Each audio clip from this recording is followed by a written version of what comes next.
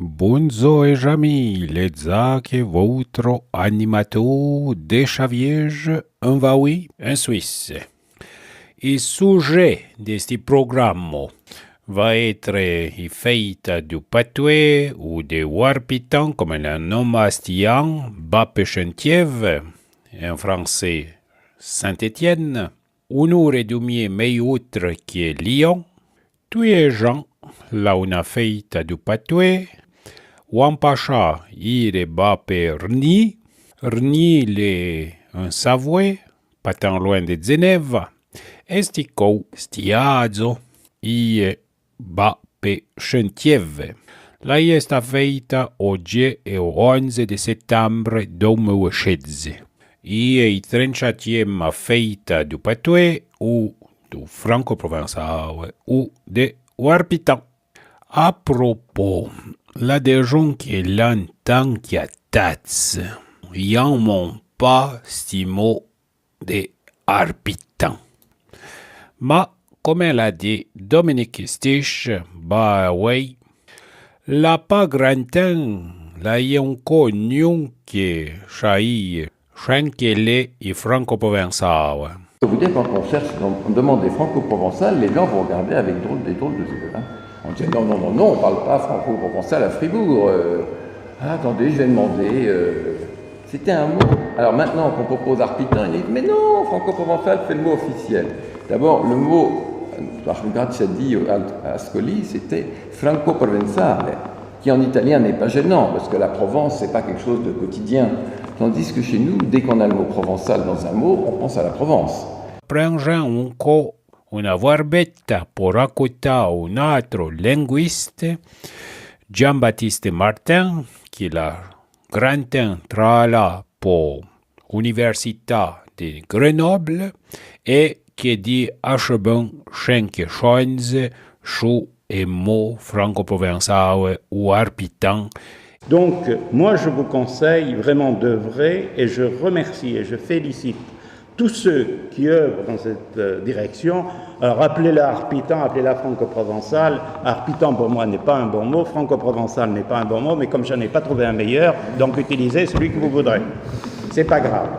Comme un waka ou association culturelle Arpitan à la Chouende, le mot Arpitan vient de arpa, qui est le mot français pour Alpes, et puis une arpa est bien comme un vochade, un bras d'une montagne, d'un alpage.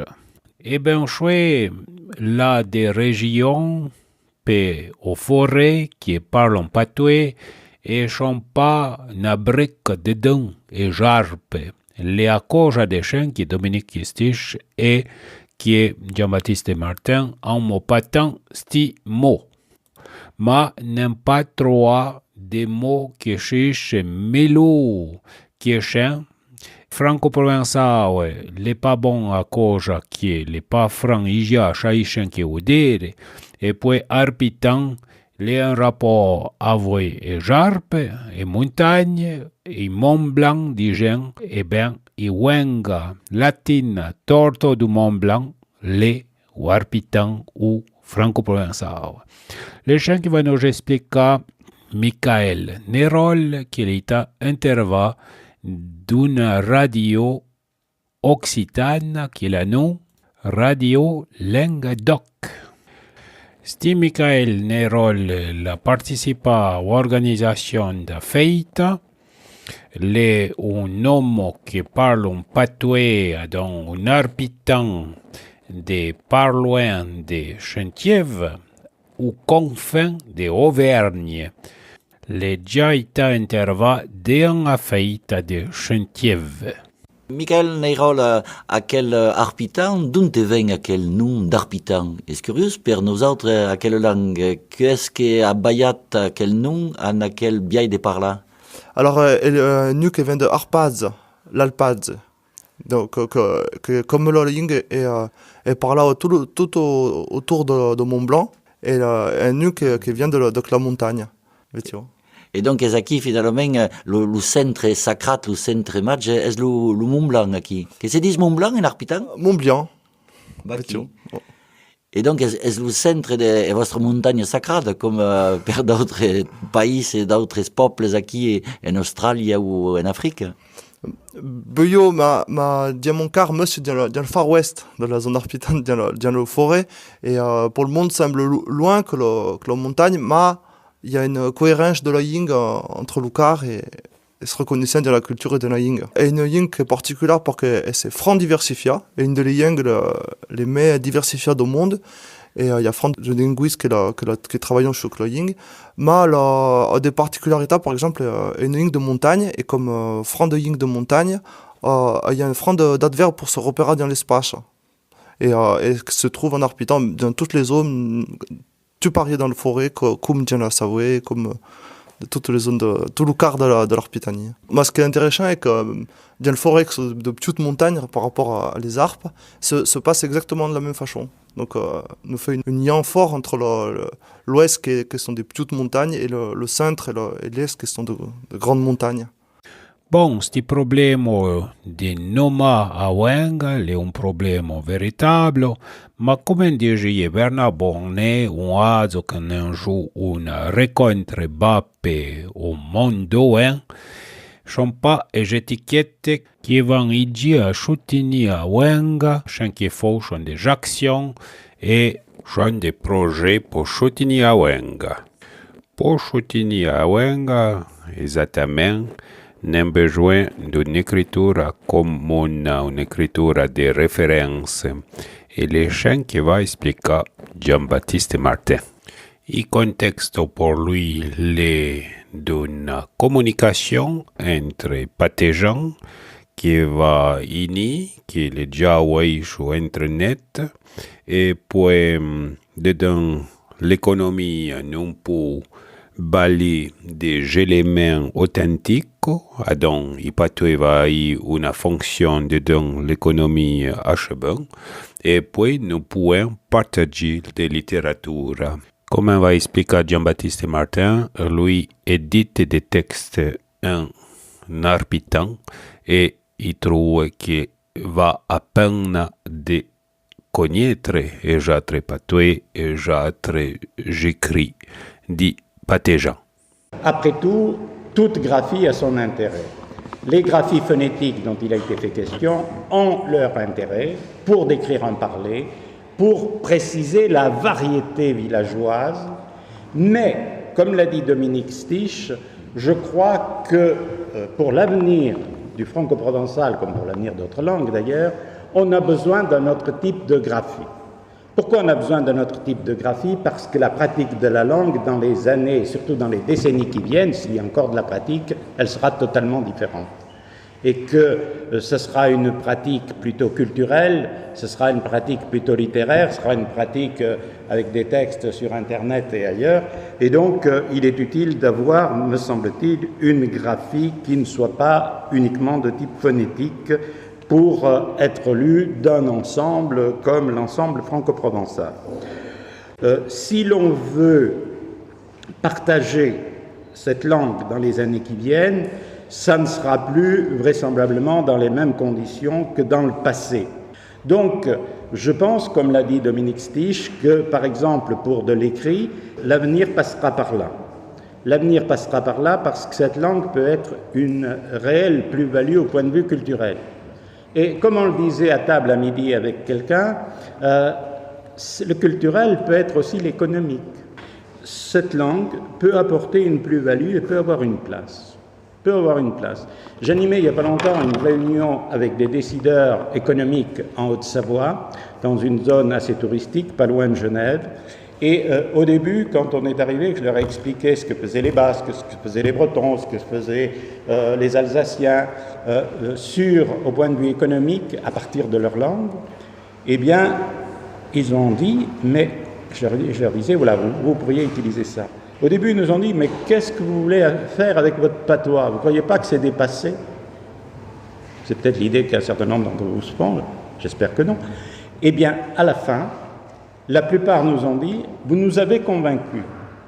Et que, par exemple, sur un produit, ou sur un gîte, ou sur un hôtel, un restaurant, une maison d'hôte. À côté du mot français, si vous êtes dans une zone touristique, vous allez mettre de l'anglais. Eh bien, si à côté du français, à gauche, il y a l'anglais, et si à droite, il y a du savoyard ou ici du forésien, eh bien, vous apportez une touche d'identité, vous apportez une touche d'authenticité, et vous apportez une touche, comment dirais-je, de naturel, d'original. On est une époque où on vit dans le global. Hein, vous avez entendu globalisation, mondialisation, vous entendez ça à longueur de journée. Eh bien, la mondialisation, la globalisation a comme corollaire, entraîne un besoin d'identité, un besoin de racines. Plus on est dans le mondial, plus on a besoin de racines. D'ailleurs, les sociologues ont inventé un nom pour appeler ça. Ils appellent ça le glocal. Le glocal, c'est à la fois le besoin du global, pas forcément besoin, mais réalité où on est, et du local, parce que nous sommes des hommes et nous avons besoin de racines, nous avons besoin d'une petite parcelle d'identité, d'une petite parcelle comment dirais-je, de racines, pour patrimoine linguistique. Et donc, ce patrimoine, tout ça, je pense qu'effectivement, il ne faut pas forcément l'écrire en écriture phonétique. Et donc, le travail extraordinaire qu'a fait Dominique Stich, il a dit qu'il avait été beaucoup critiqué, je n'ai pas besoin de vous le dire puisqu'il l'a dit. Eh bien, il a été critiqué, de mon point de vue, totalement à tort, parce que dans ce qu'il a fait, il y a beaucoup de choses à retenir. Je ne suis pas forcément d'accord avec tout, il l'a dit d'ailleurs lui-même, je ne suis pas forcément d'accord avec tout, mais il me semble qu'entre tous les gens qui s'occupent d'arpitan ou de franco-provençal, on peut avancer dans cette direction, c'est-à-dire d'une écriture qui ne serait pas une écriture de type phonétique. Alors, appelons-la comme vous voudrez, orbe, moi, écriture historique me va très bien. C'est une écriture qui s'inspire aussi des auteurs. Et on ne lit pas assez nos auteurs. Et je remercie Dominique Stich de nous avoir parlé, et après ce qui avait été dit précédemment sur le stéphanois, des auteurs. On croit que ces langues, l'école les a définies comme des langues de barbares et d'illettrés. Naturellement, les illettrés, ils n'écrivent pas. Mais ceux qui disaient ça étaient sans doute plus illettrés que ceux à qui ils adressaient leurs propos. Car ces langues ont été écrites, et pour ne prendre que l'exemple du franco-provençal, si je prenais l'exemple de l'occitan, c'est le XIIe siècle, même un peu du XIe.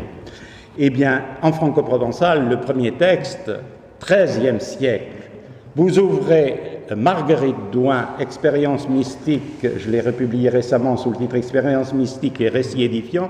C'est une moniale qui a été la première à écrire, elle connaissait toutes les langues, elle était la polyglotte de l'époque, elle connaissait le français, elle connaissait le latin, elle a écrit en latin, d'ailleurs il y a un texte latin là-dedans. Eh bien, elle a écrit dans son franco-provençal natal, eh bien, les principes graphiques qu'elle utilisait déjà à cette époque nous sont tout à fait utiles pour aller vers une graphie de type non phonétique. Et donc, s'inspirer des textes, et c'est avancer dans les principes graphiques, mais aussi c'est valoriser cette langue. Par cette langue, on a trop dit qu'effectivement, c'était une langue qui n'était pas écrite, mais c'est une absurdité.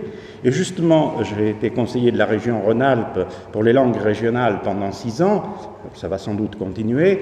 Eh bien, on a créé une collection qui s'appelle Régionale, exprès, j'ai fait créer cette collection avec l'éditeur pour montrer que l'occitan de notre région, comme le franco-provençal de notre région, avait une littérature à la fois ancienne, première, XIIIe siècle, j'ai tenu à publier le XIIIe siècle, mais aussi une littérature de tous les siècles et une littérature des auteurs d'aujourd'hui. Mais aussi une littérature de tous les siècles et une littérature des auteurs d'aujourd'hui. Et il faut que les auteurs d'aujourd'hui écrivent. En occitan, il y en a beaucoup qui écrivent. En franco-provençal, il y en a un certain nombre. De mon point de vue, il n'y en a pas assez. Mais dire qu'il n'y en a pas, c'est pas vrai. Et donc, nous sauverons cette langue par ce côté-là. Et ce côté-là appelle, à mon avis, si on veut avoir un lectorat large, de ne pas avoir recours uniquement à une écriture de type phonétique. Mais je préfère qu'un auteur écrive en écriture phonétique plutôt qu'il n'écrive pas. Hein? Ce n'est pas le mal absolu. C'est une autre fonction. Et donc, ce côté-là, ne faisons pas de guerre d'écriture. Il y a assez de guerres comme ça à travers le monde, sans que nous nous livrions une guerre d'écriture. Donc, moi, je vous dis que il faut, toutes les fois que vous le pouvez, valoriser cette langue. Si vous la parlez, continuez à la parler, et surtout, transmettez-la. Et si vous ne la parlez pas, allez découvrir ces richesses écrites en langue régionale. Et pour les Stéphanois, il faut bien qu'il y ait une petite touche locale. C'est vrai que quand on lit les auteurs qui ont été cités tout à l'heure, j'ai même publié un auteur qui s'appelle Jacques Vacher, Le rêve républicain d'un poète ouvrier. C'est magnifique, je crois qu'il doit y avoir quelques ouvrages chez Claudine Préchet là-bas. Donc, il y a vraiment des choses qui n'ont pas été assez mises en valeur. Et donc, je vous incite vraiment à les mettre en valeur. Et pourquoi il faut les mettre en valeur? Parce que cette langue, c'est un patrimoine. C'est un patrimoine que nous ont transmis à peu près entre 60 et 70 générations, depuis que sur cette terre-là, le latin a progressivement remplacé le gaulois. Patrimoine est un mot qui vient du latin patrimonium, mais qui est de la même famille que pater, la langue des pères. Si quelque chose qui nous a été transmis, qui a été façonné et transmis par 70 générations, ce n'est pas un patrimoine, qu'est-ce que c'est qu'un patrimoine? Eh bien, ce patrimoine, comme cela a été dit et répété, est un patrimoine aujourd'hui en grand danger. Quand un monument s'écroule, c'est dramatique, mais les pierres, elles vont là. On peut toujours les remonter. Quand tous ceux qui détiennent ce patrimoine se seront tus pour jamais, si nous ne l'avons pas transmis, eh bien ce patrimoine sera mort. Or, ce patrimoine, c'est non seulement un patrimoine régional, l'esprit de la région, mais c'est aussi un patrimoine de l'humanité. Je dis bien de l'humanité, car chaque langue représente une façon particulière de lire le monde. Chaque langue représente une façon particulière d'exprimer la pensée.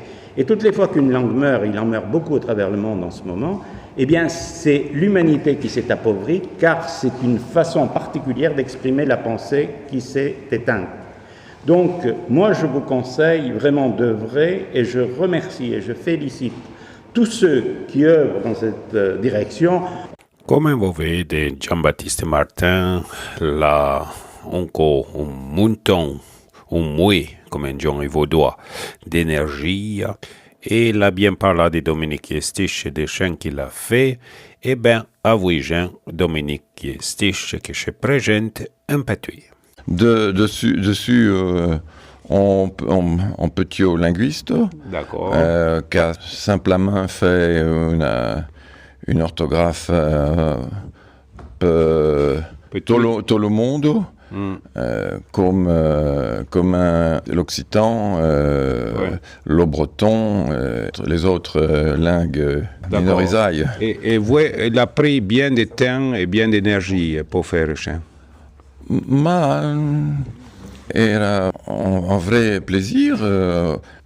Ça me plaît de découvrir tout le temps on a autre langue et chaque patois est une langue différente. Et un grand plaisir de découvrir 50 langues d'un on a solé. Mais le problème sont tout le temps les mêmes, parce qu'ils sont tout le temps différents.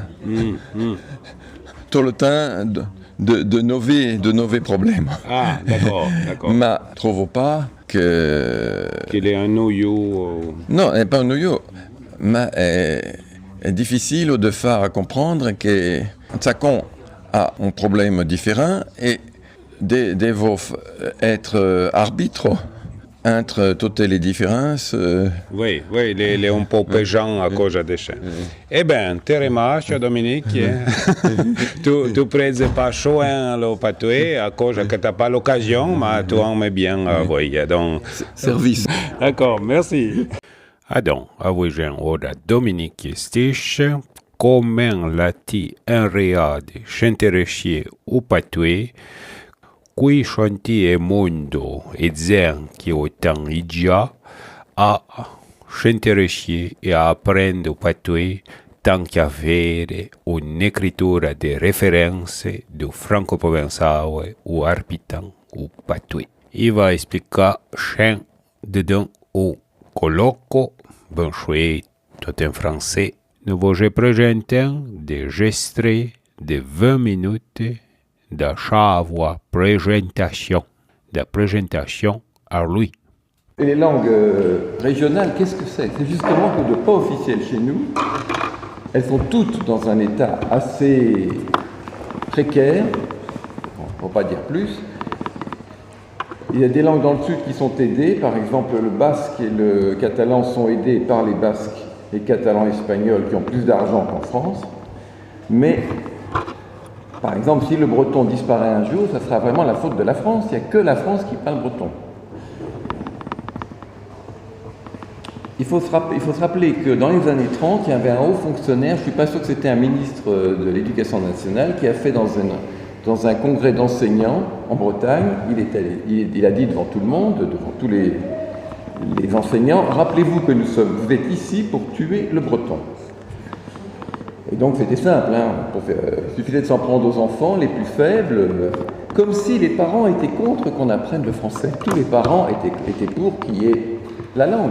Simplement, ce que l'État n'admettait pas, c'est qu'on soit bilingue. Il fallait surtout pas parler patois, c'était presque une infirmité dont il fallait être guéri. Pourtant, on est quand même le pays des droits de l'homme. Et on a dans la charte de l'Union européenne les droits fondamentaux, non-discrimination. Est interdite toute discrimination fondée sur le sexe, la race, la couleur, la langue, la religion, etc. Article 22, diversité culturelle, religieuse et linguistique. L'Union européenne respecte la diversité culturelle, religieuse et linguistique.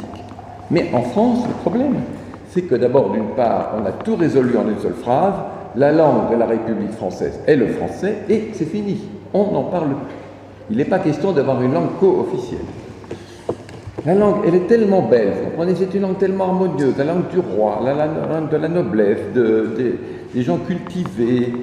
Après, ça a été la langue de la Révolution, mais ça c'était quand même la langue parfaite. Après, ça a été la langue de l'Empire, puis de la République. C'est les gens qui parlent patois, c'est des infirmes. Alors, je m'excuse de prendre ce mot, parce que dans le domaine franco-provençal, le mot patois a été utilisé depuis toujours et continue à être utilisé sans aucune connotation péjorative. Au contraire, c'est une certaine fierté. C'est peut-être la seule langue où c'est le cas, mais c'est comme ça. Et dans l'esprit de nos technocrates un peu déconnectés de la réalité, parler patois, c'est être infirme. Il faut guérir absolument. Un peu comme le bon sauvage qu'il fallait absolument civiliser en lui faisant écouter du Mozart. Alors que le bilinguisme naturel d'une très grande partie de la population permettait après aux Français d'apprendre d'autres langues. Moi, je vois le cas d'André Martinet, donc linguiste savoyard né en 1906. En savoyard, vous avez le fe et le the de l'anglais et vous avez l'accent tonique. Donc lui, il n'a eu aucune difficulté à apprendre l'anglais, alors que tous ses camarades de classe qui ne parlaient pas, ils disaient the, it is, the machin. Bon. C'était ce genre de choses, l'accent tonique. Moi, j'ai vu ma mère qui a fait 7 ans d'anglais. Elle ne sait pas dire une seule phrase correcte en anglais. Elle avait étudié Macbeth en entier. Alors, il faut dire quand même qu'en français, on ne s'est pas beaucoup préoccupé de la situation linguistique qui a eu lieu pendant les 1000 ans entre le latin et aujourd'hui. Parce que qui est-ce qui a découvert en 1300 la spécificité entre la langue d'Oïl et la langue d'Oc?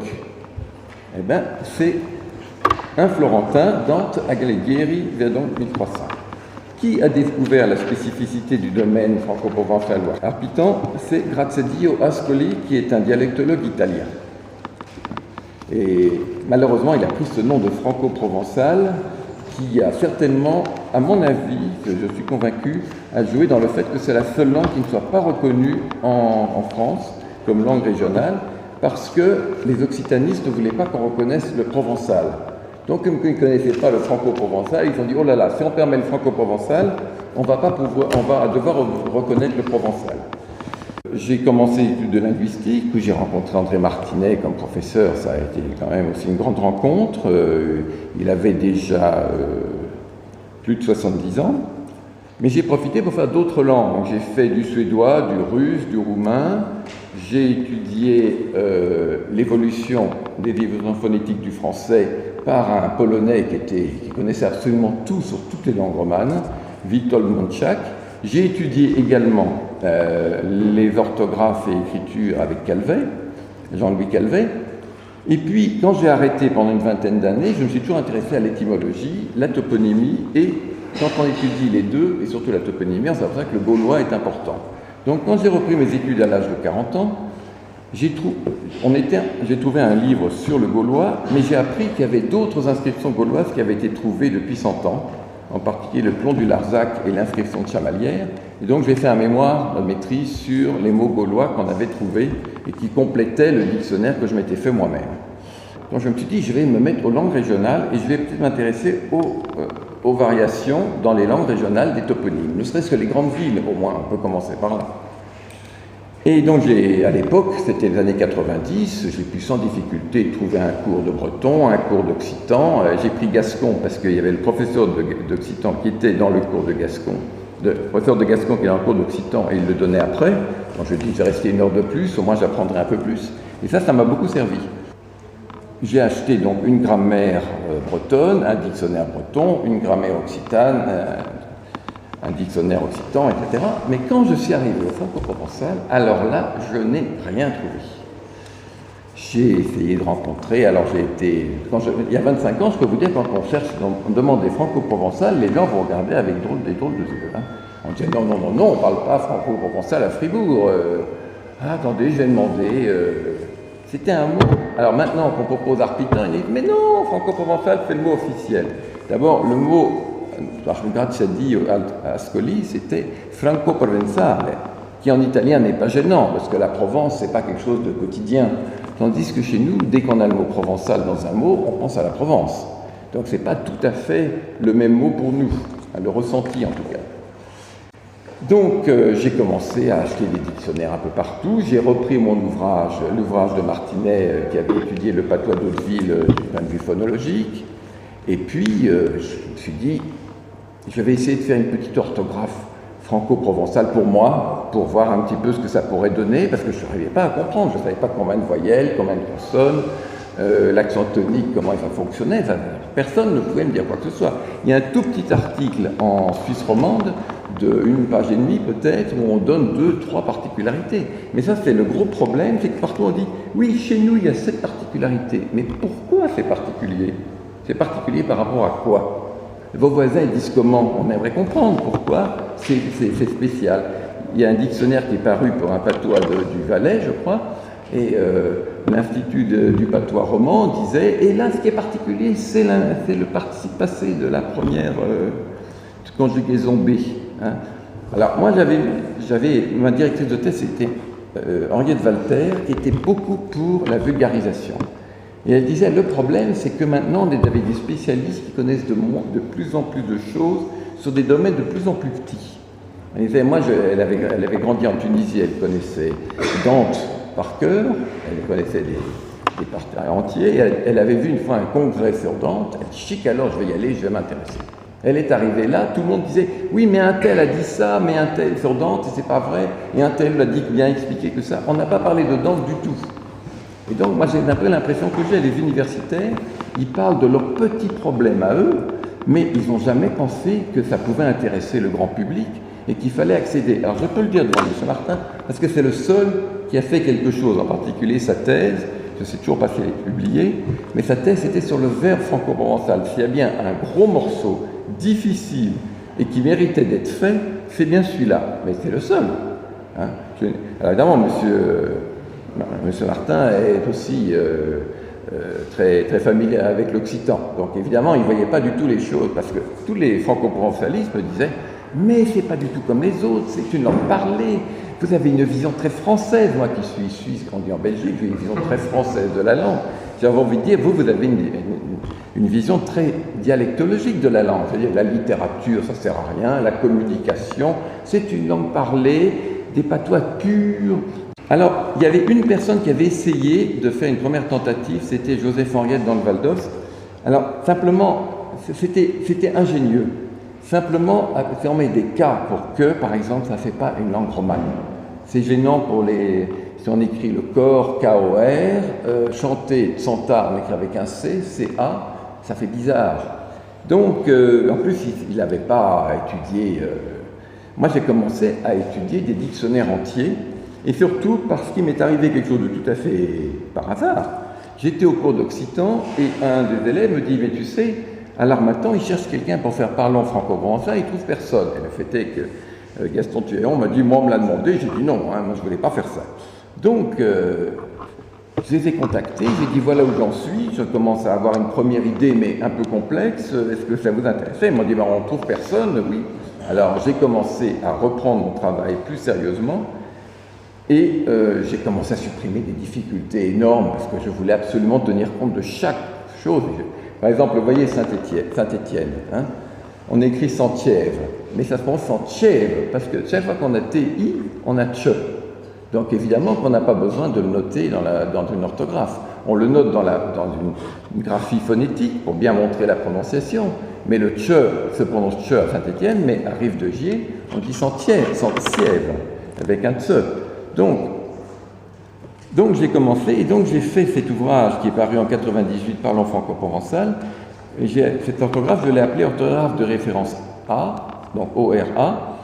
Et dans l'ouvrage, je disais surtout, comme c'est la première, n'hésitez pas à me contacter pour que je puisse améliorer, faire par exemple une ORB, pour pouvoir, avec tous les conseils que vous pourriez me donner. Malheureusement, les seuls qui m'ont vraiment répondu, principalement en début, c'était des bretonnants et des occitanistes. Heureusement, eux, ils connaissaient le problème et ils m'ont aidé aussi. Ça a été quand même très bien. Mais, d'abord, d'une part, prenons à Neuchâtel, le glossaire roman et les universitaires de Neuchâtel, un des rares endroits où on parle de franco-provençal, on a écrit que c'était très grave ce que j'avais fait. Parce que bien sûr, ça n'a pas été écrit, c'est très grave. Enfin, j'ai fait une mauvaise action. Hein. Vous êtes en face d'un malfaiteur qui a vraiment fait du tort peut-être un petit peu à leur, comment dirais-je, ils ont presque des droits sur la langue que j'ai pas. Voilà, en somme, c'est ça qui a dû les gêner. Alors, évidemment, quand même, quand j'ai eu tous ces conseils, j'ai eu des très bons conseils, et on a changé, on a publié avec Alain Fabre, on a changé toutes les bonnes suggestions qu'on nous a données, même de la part de dialectologues, on a tenu compte jusqu'à la publication de l'ouvrage, qui est publié en 2003, où on a vraiment, je rappelle, un mois avant l'impression, on a encore changé un ou deux mots, parce que c'était très bien. Par contre, j'ai eu énormément de gens qui m'ont dit « Oui, mais chez nous, on ne prononce pas comme ça. Chez nous, c'est pas tout à fait ça. Oui, mais là, vous mettez une lettre, mais on ne prononce pas cette lettre-là comme ça. » Et puis chez nous, du fait qu'on ne prononce pas, donc on ne doit pas écrire pareil. Si on ne prononce pas de pareil, on n'écrit pas pareil. Oui, mais ça c'est valable quand c'est un dialecte d'une autre langue. Si vous prenez du picard, vous écrivez le picard en fonction du français, puisqu'on le considère plus ou moins, peut-être à tort d'ailleurs, que c'est un dialecte du français. Tandis que la franco-provençale, c'est un dialecte ni de l'occitan, ni du français. Donc on doit repartir à zéro, comme si c'était une langue autonome. Donc, surtout, cette orthographe a permis d'écrire de très nombreux textes et de voir si c'était applicable. Alors, il y a bien sûr des variantes. Il y en a qui disent plan, par exemple, il y en a qui disent pian. Il fallait trouver un système qui puisse compatir. Il y en a qui disent clar, il y en a qui disent cliar, il y en a qui chiar. On a parfois un mot peut avoir 7, 8, 9 variantes phonétiques. Mais parfois, on trouve des mots comme cloche, on trouve 60 variantes phonétiques. Hein. Et parfois incompréhensibles entre elles. Et puis, sur quoi finalement j'ai travaillé? J'ai travaillé d'abord sur des dictionnaires, qui, comme ils sont tous patois français, on ne peut pas chercher un mot comme ça, en disant tiens, comment il dit ici le mot église, et que le E tombe, je ne sais même pas si c'est à gle, ou à lieu, ou à ieu, etc. Donc j'ai mis tout le dictionnaire. J'ai commencé par la lettre A jusqu'à la lettre Z, de tous ces dictionnaires que j'ai mis sur mon ordinateur. Donc déjà, pour Parlons franco-provençal, j'avais environ 100 000 mots. Et pour ma thèse, j'en avais plus de 200 000. Et donc, j'ai mis 20 ans avant de comprendre le système phonologique. Si vous prenez une grammaire occitane, dès la première page, on vous dit combien il y a de voyelles. En franco-provençal, je ne savais pas. Et en français, on n'a que 5 voyelles pour écrire. Hein, En franco-provençal, c'est le même problème. On n'a que 5 voyelles lassives pour les décrire dans l'orthographe. Alors, il y a le fameux i. Ah, ici, on dit blanchi, n'est-ce pas? Pareil pour farina. Alors, évidemment, ce i, c'est le i latin, donc c'est sacré. Pareil pour blanchi, c'est un i franco-provençal, c'est sacré. Il faut absolument l'écrire dans une orthographe. Or, ça serait bien si c'était partout. Mais ce i a disparu, ou s'est modifié dans les 2 tiers du domaine. Dans l'ouest, par exemple, dans l'est, si on prend le Val-de-Thun, la farine blanche, elle se dit la farone blanche. Les 2 i sont devenus e. Alors on dirait, bon, c'est pas grave, on a i et e, on note i et puis c'est tout. Oui, mais malheureusement, c'est pas si simple. C'est que ces 2 e peuvent disparaître, comme tous les e du français. Retenir, vous savez, on dit un mot si facile à retenir ou à retenir. Mais là, c'est pareil. On trouve la farna, en Suisse romande, la farna biance. Donc le e a disparu à farine. Pareil, en Savoie, on dit la farna blanche. On n'a plus rien. Donc, écrire un i pour quelque chose qui pense ou e ou rien du tout, c'est compliqué. Alors que si on écrit e, mais ceux qui ont un i, il faut bien que quand c'est un e, c'est un i, surtout si c'est un féminin singulier ou que c'est sous l'accent tonique. Donc on ne peut pas imaginer une règle plus simple. Mais alors, ça paraît une monstruosité de tenir compte de l'ensemble. Parce que i c'est latin et i c'est franco-provençal. Oui, mais on complique la vie des 2 tiers sans faciliter la vie du 3e tiers. On a écrit les pires choses en disant ça ne sert à rien ou c'est un truc de fou. J'ai simplement appliqué les règles que les autres langues romanes ont fait. Pas seulement l'occitan, mais l'italien, l'espagnol. Le chiffre 100, il ne se prononce pas du tout comme en latin, c'est kentum. Mais on dit 100 en français, ça n'a rien à voir, kentum et 100. Quelqu'un qui connaît ni français ni latin dirait que c'est pas possible que kentum donne 100. Et pourtant, l'orthographe le montre tout de suite. On écrit kentum, C-E-N-T-U-M, et 100, C-E-N-T. Il faut savoir qu'est-ce que c'est qu'une orthographe supradialectale. Ce n'est pas la représentation phonétique exacte de chaque variété. Ça ne note pas des réalisations, mais des phénomènes d'évolution. Et surtout par rapport au latin, puisque les langues romanes sont du latin. C'est du latin qui a évolué pendant 20 siècles, et on a simplement noté les quelques petits changements qu'il y avait.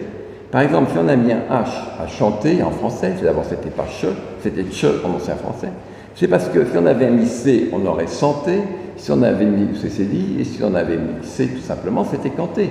Donc on a mis simplement ce H pour montrer que c'était différent. Mais en Savoie, par exemple, où on prononce FE et THE, on dit ah non, on prononce FE et LE, on ne va pas écrire CH. C'est tellement intérieur, c'est tellement simplement, on est dans une situation que la langue est déjà très mal nommée. L'éducation nationale refuse depuis 25 ans de la reconnaître, et je crois qu'il ne faut pas compter sur eux. Et donc, on ne va pas commencer à se disputer pour une cédille ou pour un i qui s'écrit e ou inversement. Hein. Il faut vraiment faire quelque chose. Moi, je travaille sur cette langue depuis 20 ans. J'ai fait des dizaines de textes, des centaines de pages. J'ai constaté que ça fonctionnait. Je n'ai jamais trouvé une autre orthographe qui mettait des choses. Parfois, j'ai créé la 2e personne du pluriel. On n'est pas d'accord, je mets un D, parce qu'on a de centade. C'est parce que ça me semblait un lien entre toutes les langues et tous les parlers, et ça permettait d'avoir une terminaison spécifique, comme en français, EZ. Quand vous voyez EZ, vous dites ah, 2e personne du pluriel. Ben là, c'est pareil. C'est beaucoup mieux. Et les Bretons ont fait la même chose, par exemple, les Occitans.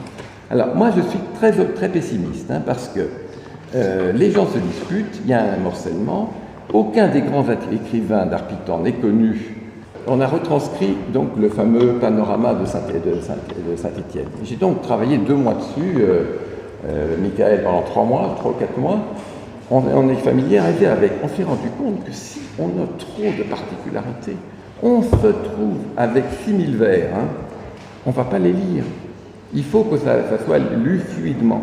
Il ne faut pas que l'on ait sans arrêt des accents, des cédilles, des trucs supplémentaires, parce que c'est rebutant. Hein. Il faut avoir une seule orthographe. Si en français on commençait à noter, les Canadiens notaient tous les phénomènes phonétiques qu'ils ont, on s'arrêterait au bout de 2 pages. Et puis moi je trouve surtout qu'il faudrait que les patoisans écrivent des textes importants, pas seulement des textes qui leur font plaisir, mais des textes, un Savoyard sur la première ascension du Mont Blanc par Paccard et Balma, l'histoire de la Savoie, l'histoire du Lyon, l'histoire de Saint-Étienne, même si c'est que 20 pages, mais au moins qu'on ait un texte dans le patois local des régions, que l'on fasse sur Internet des biographies de tous les écrivains. On les trouve nulle part, les écrivains, ni dans les dictionnaires, ni sur Internet. Moi, je ne peux pas faire une bibliographie sur quelqu'un que je n'ai pas. Mais je suis d'accord de retranscrire en ORB tout ce qu'on me demandera. Il n'y a pas de problème. Je ne demande même pas aux gens, ils écrivent en phonétique, et puis ils m'envoient, et je les aide. Et puis, quand on publie, en effet, les textes, parce que si dans 100 ans, la langue a complètement disparu, les gens qui s'intéressent en cette langue ne liront que les textes en ORB. Ils ne vont pas s'embêter à avoir 30 graphies différents. Bon, torniamo ora au patois. Lasciamo la parola a un altro membro de Waka, Luca Tillier, che l'État interva da Television de Barcelone. La fait una tesa de doctorat en économie va per l'Università di Turin e la tot écrit en ORB en orthographe de référence B de Dominique Stich.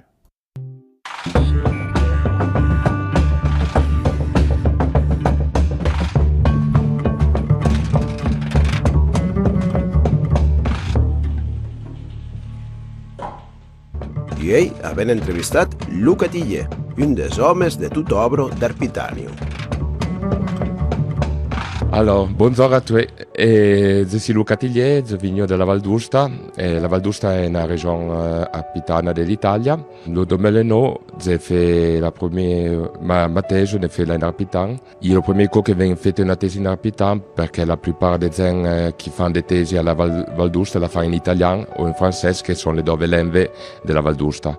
Ne trova bien delle difficoltà perché l'arpitano è pas una lingua come tutte le altre lingue, l'italien, le français, qui hanno des dictionnaires, qui hanno des grammaires, et ne trova bien des difficoltà per trovare des synonymes, des néologismes. Et surtout l'argument de la thèse était des financements locaux. Normalement, de la commune valdôtaine, on prend tous les jours en arpitan, et même au présent des dépenses de la commune, pareil de tous les jours. Mais le problème est que quand on a écrit en italien ou en français. J'ai prouvé, j'ai fait la thèse est faite à l'Université de Turin, parce qu'à niveau de l'Université de Turin, et on devait prendre un professeur qui vient de la Val d'Usta per la lingua arpitana, perché a Turin non preso pas la lingua arpitana. Sarei content che après de me il y ait d'autres personnes tant in Val d'Usta come dalla partie française suisse qui vont prendre le même exemple per continuare a faire un travail du genre, ma le problème è che ancora penso che sono già passato quasi 10 ans, il n'y a pas encore vu des personnes qui ont fait un travail du genre. Et le travail est bien compliqué perché tu parles de deux langues de base comme le français et l'italien et tu cherches de reconstruire quelque chose, mais tu n'arrives pas à trouver les paroles pour insérer dans un texte. Et donc, tu dois chercher des intermédiaires avec les langues proches de l'arpitan comme le français, l'italien, l'occitan et même le catalan. L'Italie, il y a une loi du 99 qui va protéger les langues minorisées italiennes. Tra cette langue, il y a même le franco-provençal, qui est l'autre dénomination de cette langue. Et on fait une simple demande à l'Université de Turin. Et j'ai demandé un professeur de référence qui prête arpitan. Et j'ai fait un travail double, parce que je devais la présenter de manière italienne pour Turin, parce que Turin est une ville italienne. Mais l'écrit de la thèse est fait en arpitan. Et j'ai déposé l'écrit en arpitan. Je l'ai fait à Turin, même si Turin n'est pas une zone arpitana, parce que la loi italienne est valide sur tout le territoire italien. Alors, si arrivo all'università a Palermo, potevo fare la même se ero in Sicilia, perché è reconnu même in Sicilia come lingua minorisée italienne. Sur la question de la graphie, le problème est que la plupart des livres et des dictionnaires sont marqués écrits en graphie locale, et surtout dans les dictionnaires se trouvent marqués des termes termes agricoles, termes più anciens, groupa alla terra. E quando devi fare un discorso moderno, ti manca la necessità di altri termini che ti arrivi pas a trovare. E donc, nel senso di fare un lavoro di ricerca. A voi internet è ben facile fare delle ricerche, nel senso di lingue proche come lo francese, l'italien, l'occitano e lo catalano, e ti trovi questi termini e ti fai un'adattazione di questi termini e ti speri che domani le gente vanno a leggere la tesi e vanno a impiegare questi termini.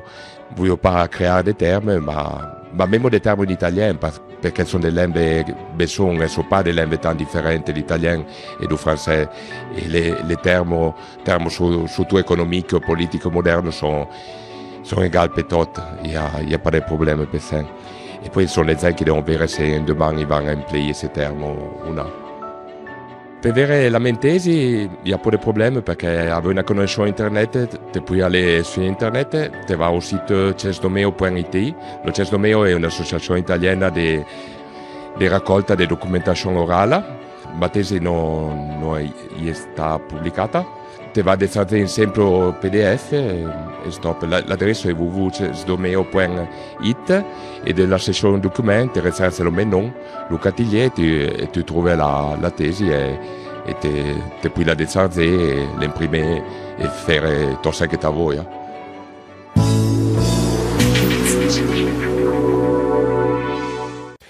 Adon voi Lut Catilier, ora va parla pregie a voi Arno Frasse, qui est da Moriena et Ivan parla ensemble da situation di Jarpitan en France et en Italie, adon di Patéjan, Torto du Mont Blanc, a voi des points de vue un peu différents et des patois différents, benchoués, sont un commun des extraits d'un reportage de Barcelone TV a voi de Zoeno e Dinamico Arpitan. Ou Patéjan, come vuode.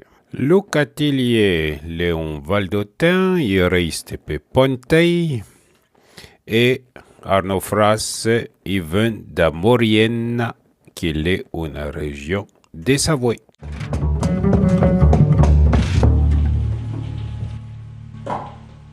Donc, la langue arpitane est présente dans 3 pays, hein, en France, en Italie, puis en Suisse.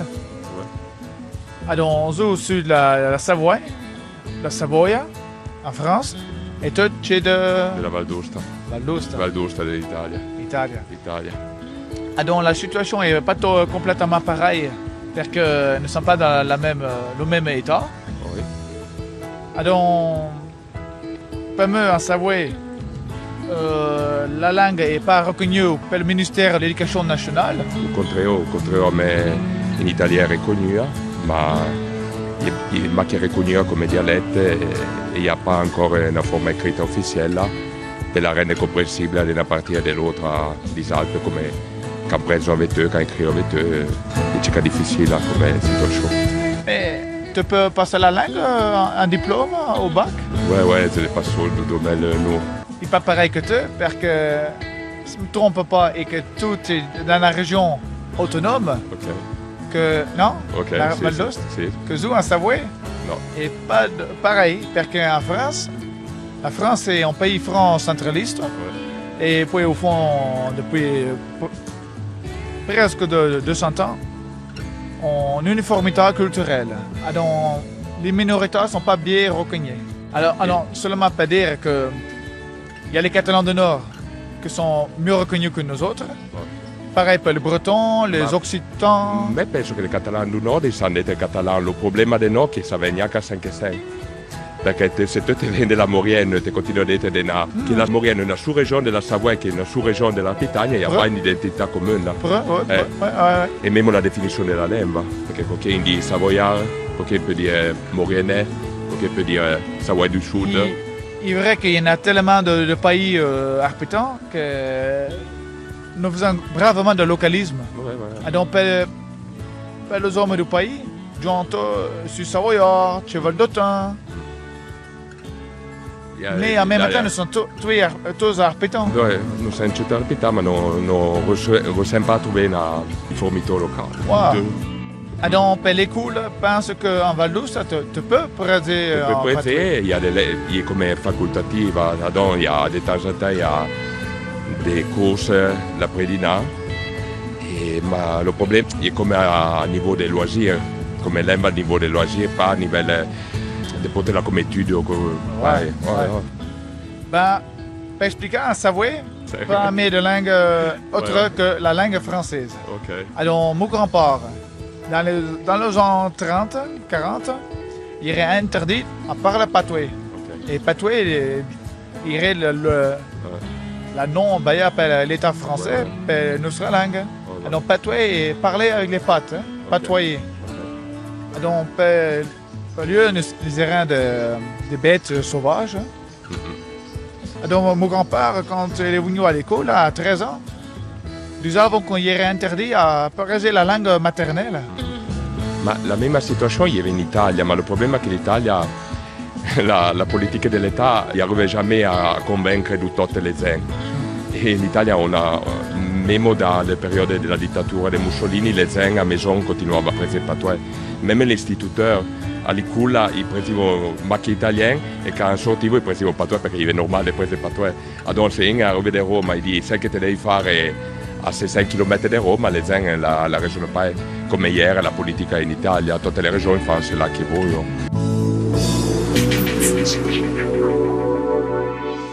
Nos chaînes d'abo à fin d'esta émission, sur Saint-Yves et sur linguistique, mais bon, sur Kakezoeno de l'ACA, qui est l'un des JDI, de par là, avec au terme, avec au mot, au mos, arpitan, et de par là, de l'écriture qui est pour l'eau, les de valeurs. Non fait monstrament d'enregistrement bas pe Saint-Yves, donc l'arrêt unco d'avouer émission sous Saint-Yves n'en avoué baoui. L'arrêt des informations sous Saint-Yves, que Saint-Yves bala et pe des mondes qui ne rencontrent baoui, des choses sous toponymie avec Dominique Yestich, marche ben une présentation de Josiane Ubaud, Ubo, je ne sais pas franc comment je prononce, mais elle écrit U-B-A-U-D, une lexicographe occitane, et puis ben une lecture du voyage au pays d'année de Ferdinand Siwin. L'auteur français qui vous connaîtrez pro, l'État traduit en savoyard. Alors, ora, les une partie didactique, maintenant c'est la partie didactique. Nous pouvons réécouter Luca Tillier et surtout Arnaud Frasse pour faire des commentaires sur la prononciation, pour expliquer Schenke oui et dede, pour expliquer ce qu'il a voulu dire, et puis pour analogier, et puis pour analyser les différences avec au patois de Chaviège en Vaoui. Et puis pour analyser les différences entre ce patois et le patois de Savièse en Valais. Alors, celui de la Savoie. Alors, je suis de la Savoie. Adon Cheida Savoie. Arnaud dit su. En écriture de référence, on écrit su. Un Chaviège, on dit plutôt chei. Donc la situation n'est pas complètement pareille, parce que nous ne sommes pas dans le même état. Arnaud l'a dit perché, pour dire parce que. Irechem l'a dit italien, perché. À Savièse, les gens de plus en plus disent pasquier, mais les anciens ne disaient pas cela, ils disaient dichenquier, pochenquier, et les Valdotins, la plupart du temps, ils disent aussi de cinquier. De cela que, pour dire parce que. Oui. Donc, pour moi, en Savoie, la langue n'est pas reconnue par le ministère de l'Éducation nationale. Reconnue, reconnoit un Chaviège, reconnu en français. Tu peux passer la langue, un diplôme au bac? Arnaud l'a dit pas ça, un Chaviège, les pacha. Ouais, c'est les passos de Domel, nous. Passo. Adam. Passer, ça se dit passo. Au Val d'Ost. Et pas pareil que toi, parce que Pareil qu'être un Chaviège, Paris. Et on dit plutôt Paris commun. Pareil comme toi. Paris comme tout. Mais à Savièse, le mot parelle existe aussi. que vous en savez, Non. et pas pareil. Todo en Savoie n'est pas pareil. On dirait qu'en Maurienne, ils utilisent todo pour dire cependant. À Savièse, pour dire cependant, on dit toto. Toujours, ça existe sous la forme de torzo, mais on dit plus souvent totin, tout le temps. À Savièse, pour contredire, on dit aussi adei. Adei, ça veut dire toujours, en attendant. C'est pour changer de sujet, on peut aussi le dire adei. Dans le canton de Vaud, par contre, on va dire adi pour dire toujours, tout le temps. Donc ce n'a pas une fonction d'objection. Parce qu'en France, la France est un pays franc centraliste. Et puis au fond, depuis presque 200 ans, en uniformité culturelle. En une uniformité culturelle. On, nous, à Savièse, on dit en, et on met plutôt un L devant. L'an, ils ont. Le mauriennais ressemble plus au français. Mais ils ne mettent pas le il devant, comme en français ils ont, ils disent simplement on. Alors, les minorités ne sont pas bien reconnues. Sont pas bien récognés. Comme ailleurs en Savoie, ben, bien et dénasalisé, ça donne biais. Alors, seulement pas dire que Seulement, à Savièse, chaud à main. Bougrement, à Savièse, bougramin. Il semblerait que ce E en français avant man est devenu A à Savièse. il y a les Catalans du Nord qui sont mieux reconnus que nous autres. Nos autres, nos jâtres. Une manière assez intéressante d'accentuer le nous en disant nous autres, ce qu'on dit pratiquement jamais en français. Il est vrai qu'il y en a. Les vedei qui est una, qui est l'ena, c'est vrai que c'est une. De nouveau, en maurianais, on ne dit pas le et on dit simplement i pour c'est. Tellement de pays arpitants. Tamen des pays arpitants, un Chaviège. Tellement de pays arpitants. À Savièse, on dit tamen, mais ça existe aussi tewe. Quand on dit teweka, qui veut dire tel quel. Que nous faisons bravement de localisme. Nous faisons bravement des localismes. À Savièse, le V est souvent tombé, ça donne bravement, fagen ou fégen. À Savièse, il y a les deux formes, faire et fare. Surtout à l'infinitif, on dit faire. Alors, per les hommes du pays, j'entends. Idion tui, to, pour dire tui, c'est-à-dire tous, c'est une forme assez générale en Savoie. Je suis savoyard, cheval d'Autun. Mais en même temps, nous sommes tous arpitants. Ouais, nous sommes arpitants. Tu es arpitant, tous arpitants. La forme du Val d'Ost, c'est tuet. Ma non ressent pas trouver na. Nos ressins, nos rouchins, un Chaviège, nous réussissons. Et na, comment on dit, une uniformité locale. Uniformito, uniformita. En Val d'Ost, comme à Bagne, ils disent O pour les A accentués de fin de mot. Wow. Wa podere, oui.